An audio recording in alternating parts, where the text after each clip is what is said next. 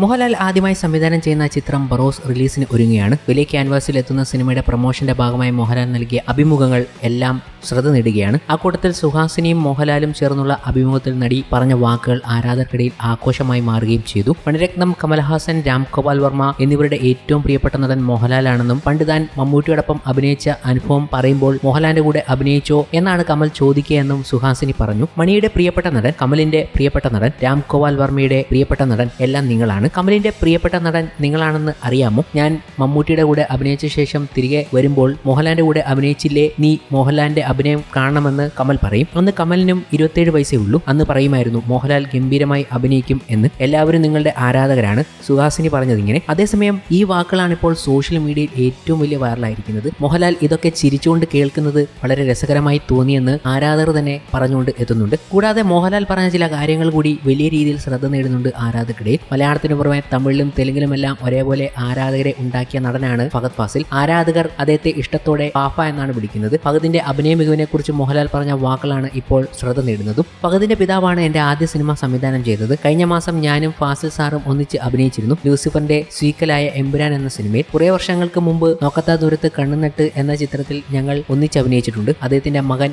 എനിക്കൊപ്പം ഒരു സിനിമയിൽ അഭിനയിക്കുക എന്ന് പറഞ്ഞാൽ എന്നെ സംബന്ധിച്ച് അത് വലിയ കാര്യമാണ്. വർഷങ്ങളായി അദ്ദേഹത്തെയും കുടുംബത്തെയും എനിക്കറിയാം. ഫഹദ് ഒരു ഗ്രേറ്റ് ആക്ടറാണ്. ഫഹദ് US-ൽ പഠിക്കുന്ന സമയത്ത് അദ്ദേഹം എന്നോട് ഫഹദിന്റെ അഭിനയത്തെക്കുറിച്ച് ചോദിച്ചിരുന്നു. അന്ന് ഞാൻ അദ്ദേഹത്തോട് പറഞ്ഞു അവനൊരു പ്ലാറ്റ്ഫോം ലഭിക്കട്ടെ എന്നാണ്. എങ്ങനെയാണോ എന്നെ സിനിമയിലേക്ക് തിരഞ്ഞെടുത്തത് അതുപോലെ അവനെയും കൊണ്ടുവരാൻ ഞാൻ പറഞ്ഞു. പിന്നീട് ഫഹദ് സിനിമയിലെത്തി. എന്റെ പ്രവചനം പെർഫെക്റ്റ് ആയി മാറിയില്ലേ, ഫഹദ് ഒരു മികച്ച നടനാണ് എന്ന് മോഹൻലാൽ പറഞ്ഞു. റെഡ് വൈൻ എന്ന സിനിമയിൽ മോഹൻലാലും ഫഹദും ഒന്നിച്ച് അഭിനയിച്ചിട്ടുണ്ട്. 2013 റിലീസ് ചെയ്ത സിനിമ സംവിധാനം ചെയ്തത് സലാം ബാപ്പു ആയിരുന്നു. കൂടാതെ ഏറ്റവും പുതിയ അഭിമുഖങ്ങൾ അനുസരിച്ച് മോഹൻലാലും ഫഹദ് ഫാസിലും ഒരുമിക്കാൻ പോകുന്ന ഒരു സിനിമ സംഭവിക്കാൻ പോകുന്നു എന്ന റിപ്പോർട്ടുകളുമുണ്ട്. അത് സംവിധാനം ചെയ്യുന്നത് അമൽ നീരദ് ആയിരിക്കുമെന്നാണ് റിപ്പോർട്ടുകൾ. അത് സംഭവിച്ചാൽ ബോളിവുഡിൽ സംഭവിക്കാൻ പോകുന്ന ഏറ്റവും ഗംഭീര സിനിമകളിൽ ഒന്നായി മാറും എന്നതിൽ സംശയമില്ല എന്ന പ്രേക്ഷകർ പോലും വിലയിരുത്തപ്പെടുന്നു. എന്തായാലും മോഹൻലാലിന്റെ സംവിധാനത്തിലെത്തുന്ന ബറോസ് കാണാൻ വേണ്ടി കാത്തിരിക്കുകയാണ് പ്രേക്ഷകർ. അതിനിടയ്ക്ക് ആരാധകർക്ക് മോഹൻലാലിന്റെ അപ്രതീക്ഷിത ക്രിസ്മസ് സമ്മാനവും എത്തി. താരം തന്നെ പാടിയ ഒരു ക്രിസ്മസ് കരോളാണ് ആശീർവാദ് സിനിമാസിന്റെ യൂട്യൂബ് ചാനലിലൂടെ പുറത്തുവിട്ടത്. ജെറി അമൽദേവ് ഗാനത്തിന് സംഗീതം നൽകിയിരിക്കുന്നത്. വരികൾ എഴുതിയത് പ്രഭാവർമ്മയാണ്. ആശീർവാദ് സിനിമാസ് ആണ് നിർമ്മാണം. വർണ്ണശബളമായ ക്രിസ്മസ് ട്രീയുടെയും മെഴുകുതിരിയുടെയും മനോഹരമായ പശ്ചാത്തലമാണ് ഗാനരംഗങ്ങളിൽ ഉള്ളത്. യേശുവിന്റെ ജനനവും ഉൾപ്പെടുത്തിയിരിക്കുന്ന വിഷ്വലൈസേഷൻ നടത്തിയിരിക്കുന്നത് TK രാജീവ് കുമാറാണ്. ജെബിൻ ജേക്കബ് ക്യാമറയും ഡോൺ മാക്സ് എഡിറ്റിംഗും നടത്തിയിരിക്കുന്നു. എന്നാൽ ബറോസിന്റെ സംവിധായകനായ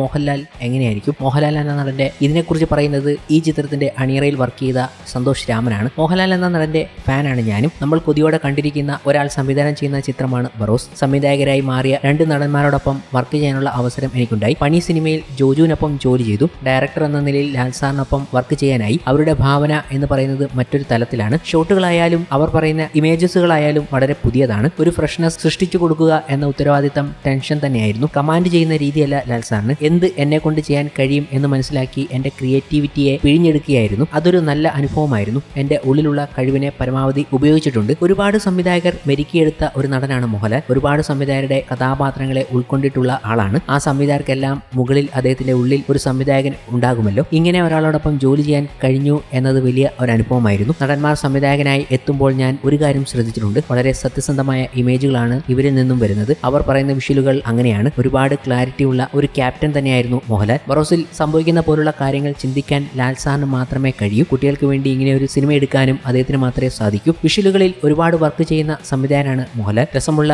അനുഭവമായിരുന്നു സിനിമയിൽ നിന്നുണ്ടായത്. അത്രയും കാലം ഒരു കോളേജിൽ പഠിച്ചിട്ട് ഒരു യൂണിവേഴ്സിറ്റി കോഴ്സ് കഴിഞ്ഞിറങ്ങുന്ന അനുഭവമായിരുന്നു ബറോസ് കഴിഞ്ഞപ്പോൾ ഉണ്ടായത്. തീർച്ചയായും കുട്ടികൾക്ക് വേണ്ടി ഉള്ള സിനിമ തന്നെയാണ്. കുട്ടികൾക്ക് വേണ്ടി ആലോചിക്കുക എന്നത് നിസാര കാര്യമല്ല. കുട്ടികൾക്ക് വേണ്ടിയുള്ള സിനിമ എടുക്കുക എന്നതും എല്ലാവർക്കും സാധിക്കുന്ന കാര്യമല്ല, എളുപ്പമുള്ള കാര്യമല്ല. അത് ആലീസ് ഇൻ വണ്ടർലാൻഡ് പോലൊരു സിനിമ ആലോചിക്കാൻ വളരെ ബുദ്ധിമുട്ടാണ്. ലയൺ കിങ് പോലെ ഒരു സിനിമ കുട്ടികളുടേതാണെങ്കിൽ പോലും അതിനുവേണ്ടി ആലോചിക്കുന്നതിന്റെ പ്രയാസം എത്രത്തോളമായിരിക്കും. കുട്ടികളെ പോലെ ചിന്തിച്ചാൽ മാത്രമേ നല്ല ചിത്രങ്ങൾ വരയ്ക്കാൻ കഴിയൂ എന്ന് പിക്കാസോ പറഞ്ഞിട്ടുണ്ട്. കാരണം അതിൽ കളങ്കമില്ല. ഒരു പറ്റിക്കൽ പ്രസ്ഥാനമായി അത് മാറില്ല എന്നുള്ളതാണ്. അങ്ങനെയുള്ളൊരു സിനിമയാണ് നമുക്ക് മുന്നിലേക്ക് എത്താൻ പോകുന്ന ബറോസ് എന്ന് തന്നെയാണ് ഇവർക്കൊക്കെ പറയാനുണ്ടായിരുന്നതും.